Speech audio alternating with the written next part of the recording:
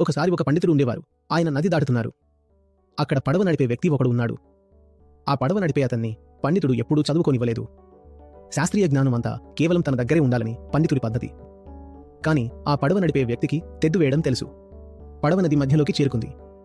అప్పుడు పండితుడు అతన్ని అడుగుతున్నారు, ఏమయ్యా, వేదాలు ఎన్ని ఉన్నాయో తెలుసా అని. దానికి ఆ వ్యక్తి, మహారాజ్, ఏమడుగుతున్నారు, నాకేం తెలుస్తుంది అన్నాడు.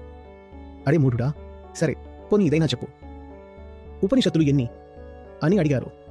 అతను, మహారాజ్, నాకు అస్సలు తెలియదు అన్నాడు. పండితుడికి అతన్ని ఎగతాళి చేయాలని ఉంది. నువ్వు నరకానికి వెళ్తావు, చనిపోయాక నరకానికే పోతావు అని పండితుడు అన్నాడు. అప్పుడు ఆ పడవ నడిపే వ్యక్తి ఇలా అడిగాడు, పండితుగారు, మీకు ఈదడం వచ్చా?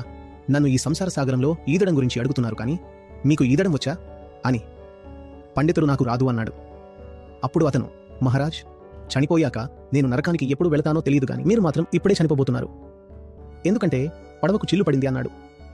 ఆకాశం సంగతి తర్వాత చూద్దాం. నేల మీద వాస్తవాలు తెలియనివాడు ఆకాశం గురించి గొప్పలు చెబితే వాడికి 2 చెంపదెబ్బలు వేయమని ఉపనిషత్తులే చెబుతున్నాయి.